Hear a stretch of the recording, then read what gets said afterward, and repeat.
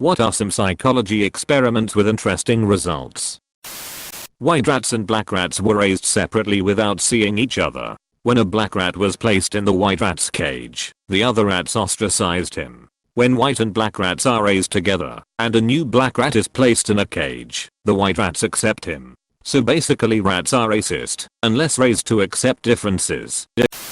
I'm late but nobody has said it yet. The self-fulfilling prophecy studies are very important to social psychology and their findings have many real-world applications.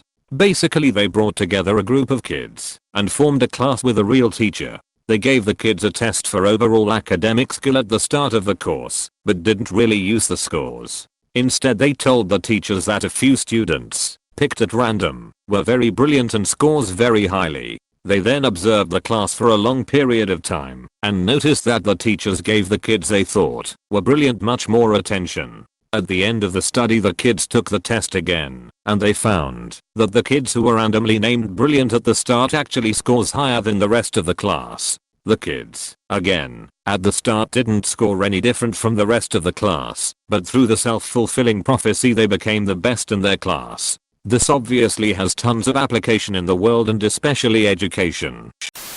The monster experiment. Although it is horrible how they left the children with mental health issues at the end, this experiment gave very good insight to how to parent a child. On this experiment, they took groups of orphan children and separated them into 3 groups. One was a control, the second were told they has a lips and were doing bad, and the third was told that their speech was perfect. As the experiment went on, Group 2 began developing lisps after being berated constantly. They became shy and reserved. They were scared to speak because they didn't want to get in trouble because of their poor speaking skills. Group 3, however, had the opposite happen. They talked better, they were more willing to improve. They were encouraged to keep speaking and told that their speech was amazing and perfect. By the end of the experiment, they had one group with no change, one group with now mentally ill children with a speech impediment, and one group with great speaking skills. It truly shows that encouraging children is the way to go, and that verbal abuse can be just as, if not more, harmful as physical abuse. Not entirely sure it fits into the category, but the Rosenhan experiment 13 people feigned mental illnesses to get into mental hospitals and all were admitted with different diagnoses. They then assumed their normal personalities, but to be released they all had to admit that they were mentally ill. There was a second part where a hospital challenged Rosenhan to send multiple fake patients to the hospital and they would rate their patients on a scale of whether they think they were faking. They identified many possible fakers, but Rosenhan in fact hadn't sent anyone. The Monopoly Study, https://yao.b/bj8kq1waxk by Paul Piff. He basically brought 2 strangers into the lab together and had them play a game of Monopoly together. He randomly assigned one participant to start the game with twice as much money than the other, and that participant also got to roll both dice to get around the board. That is, the other participant started with half the money and could only roll 1 dice. At the end of the game, when he asked the participants who started with more money why he won the game, they would chalk it up to their excellent strategy and gamesmanship, rather than the fact that they had started the game with way more resources. It says a lot about how we deal with being born into a privileged state. The 3 Christs of Ypsilanti. Psychologist forces 3 people who believe that they are Jesus Christ to live together. It does not go well. The psychologist, Milton Rokeach, had heard of a case where 2 women who believed that they were Mary, Mother of Christ, were forced to live together, and one of them broke free from their delusion. So he figured, 3 Christs, what would happen? They were angry at each other, often had physical fights. They eventually started getting along by avoiding the topic. He would ask them about the others, and each would say that the others were crazy. That they, of course, were the real Jesus. No cures. Some unethical stuff. Interesting though. I'm a huge fan of Milgram's small world experiment. It is more sociology than psychology, but I still think it is really cool. Milgram sends out 160 letters containing the name and address of a stockbroker in Boston to people in Omaha, Nebraska.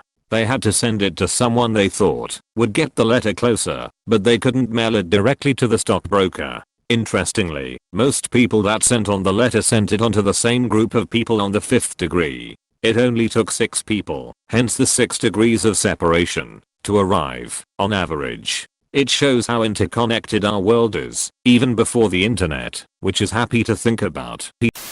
If you stare into a dimly lit, that is candlelit, mirror for 10 plus minutes you start to see hallucinations. What individuals see tends to vary, but they've used this as a test to simulate schizophrenia before, because some see monsters / deformities / general weird shit. I did a variation of it for a mate at uni and completely wimped out of it. After my face started not looking like my face anymore, I had a complete dissociation. I stopped looking, and just waited out the time. Edit. I can't find the exact study as I don't have journal access anymore, but here's https://www.psychologitoday.com/us/blog/making sense chaos/201,408/monsters in the mirror. No, really literal monsters. A decent summary of it in layman's terms. Edit 2. This is a weird visual trick that your brain can play on you, but the effects can seem super real, so maybe don't do this if you are susceptible to hallucinations / are a wimp with this kinda shit like me.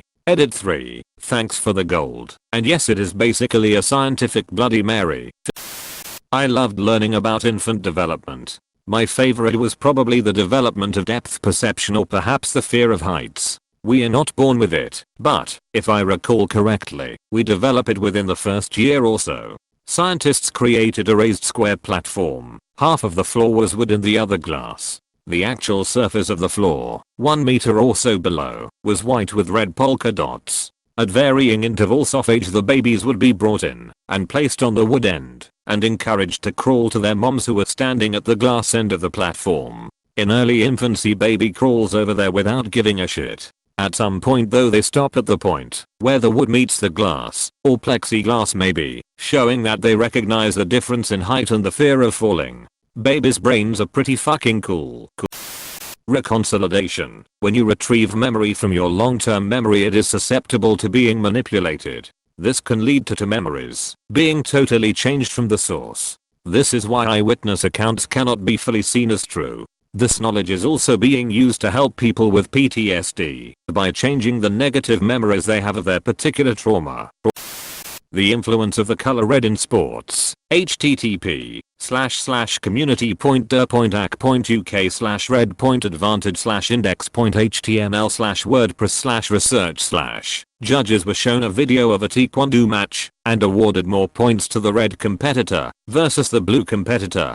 When the colors were digitally reversed, judges awarded more points to the other, now red, competitor. Edit. Since there's a lot more interest than I expected, here's some more info. Red may be a signal of dominance, as reddened skin is associated with higher testosterone, or possibly higher fertility in women. Wearing red may induce intrinsic psychological effects which increase dominance in addition to altering the perception of others.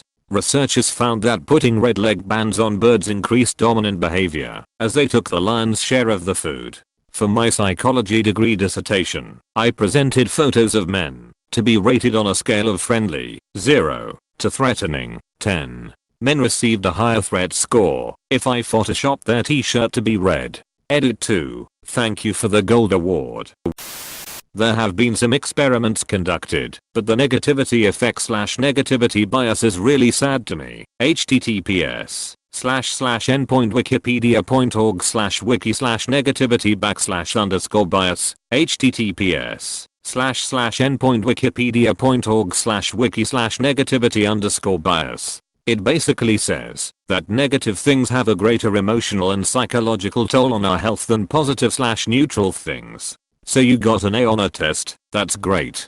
But you totally fail a test, and the world crumbles and it's a total disaster. 100 things can go right and work perfectly throughout the day, but it goes totally undetected in our minds. Then someone cuts us off in traffic, and we fume and rage. I learned about this theory almost 3 years ago, and think about it all the time. Reminds me to appreciate and notice the many little things in my day that do go right. Mice were put on 2 sides of a wall with a door in. Only the right mouse could open the door. Slowly, they filled the left mouse's room with water, and eventually when right mouse saw them in danger, they opened the door. However, mice that had previously been on the left side and were now on the right, mice who had previously been wetted opened the door considerably faster because they knew how unpleasant it was to be in the other scenario. Basically, mice have empathy. Link here. http://bbc.com/earth/story/20150514-rats-save-mates-from-drowning.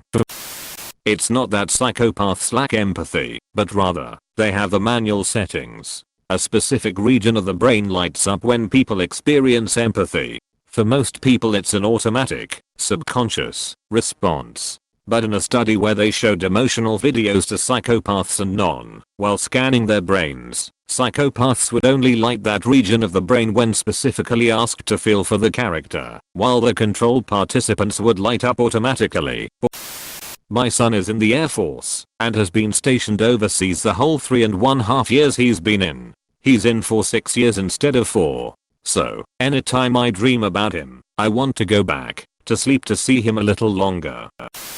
I had one this morning. I'm a heavy sleeper, and whatever goes around me tends to get in my dreams. It's a curse at times, but this morning I had an Amber Alert at 3:30 AM, and my dream went from being okay to my friends getting incinerated by a nuke. I was the only one that survived, but by the time I was about to leave the bunker to see the devastation, I woke up turning off the alert. I had a nightmare about being a teenage girl with a group of friends on bikes hiding from and hunting down a shadow monster that killed dogs, and we tracked it down to some abandoned house and tried to rescue the dogs, but one of the dogs started barking and I had to try and calm it down before the monster came and got us, and my friend screamed from another room but the do. Then I woke up and I will never know if those dogs survived. I've recently become disabled. My dreams are of walking without pain or a limp. I'm so disappointed when I wake and my disability is still there. Hell if I know. All of my dreams fade away 20 seconds after I try to tell them to someone. The most I will ever remember is the feeling that the dream was awesome and that I want to go back. Never can. I dreamt my dad was still alive